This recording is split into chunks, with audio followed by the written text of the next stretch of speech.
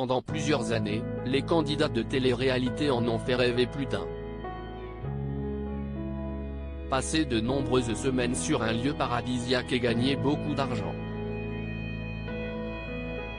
Même si les candidats affirmaient qu'il s'agit d'un travail éprouvant et fatigant, celui-ci faisait rêver. Par la suite, ils pouvaient faire des partenariats avec des marques et cela leur rapportait de l'argent. En effet, ils recevaient gratuitement les produits dont ils faisaient ensuite la promotion à leurs abonnés. Une gloire soudaine et une notoriété pas toujours évidente à vivre mais qui permettait aux candidats de gagner beaucoup d'argent.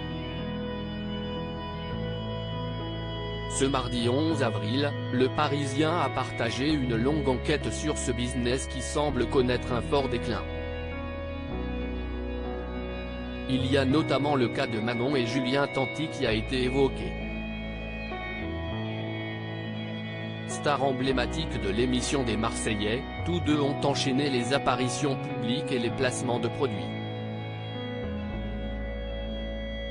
Toutefois, selon les informations du journal, leur quotidien est devenu de plus en plus compliqué. Mi-mars, CIST à Grenoble qu'ils se sont rendus afin de faire une prestation dans une boîte de nuit. Le lendemain, ils se trouvaient dans une autre discothèque. Le but ? Gagner de l'argent. Il reste encore des trous, samedi en fin d'après-midi. Si vous êtes un restaurant, un coiffeur, un bowling, un karting, peu importe, n'hésitez pas, avait affirmé Manon Tanti à ses abonnés quelques jours plus tôt. Manon et Julien Tanti ne sont pas les seuls à avoir été évoqués dans cette enquête.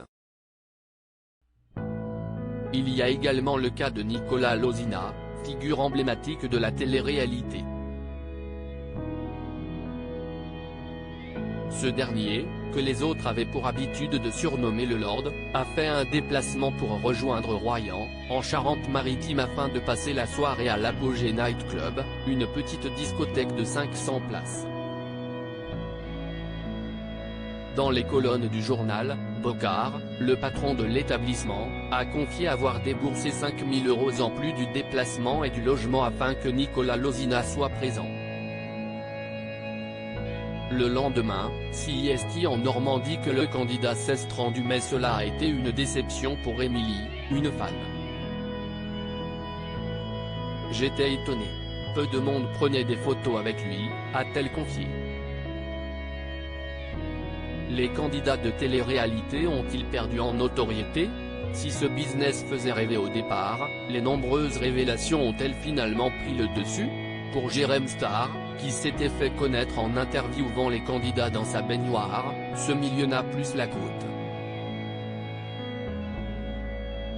Entre 2010 et 2015, les apparitions en boîte de nuit étaient la seule manière pour eux de monétiser leur image après un tournage.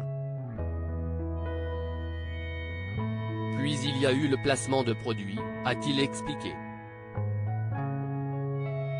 Aujourd'hui, CIST grâce à leurs nombreux placements de produits que les candidats parviennent à gagner de l'argent. Business des influenceurs, les tarifs ont baissé de moitié. Manon et Julien Tanti et Nicolas Lozina ne sont pas les seuls à être concernés par le déclin de ce business. Il y a quelques jours, CIST Sarah Frézou qui a révélé son intention de faire une tentative de suicide. La jeune femme était au plus mal et, 10 jours plus tôt, elle s'était confiée dans les colonnes du Parisien, révélant avoir des difficultés financières. Les rentrées d'argent ne sont pas les mêmes qu'avant, CIST Claire, avait-elle expliqué avant d'ajouter, les tarifs ont baissé de moitié. Tout comme Cindy, une mère de famille aperçue dans l'émission Famille Nombreuse, La vie en XXL sur TF1, qui a regretté « Certaines marques ne veulent plus travailler avec moi, sans explication ». Un business qui fait beaucoup parler depuis que le rappeur français Booba a rebaptisé les influenceurs des influx voleurs.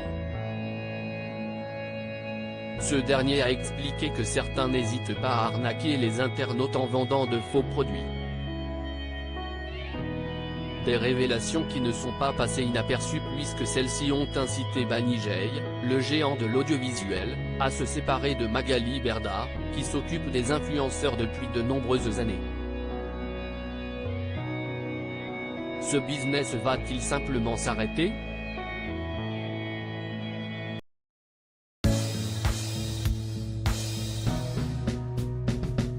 But there's all times through the rough times I've been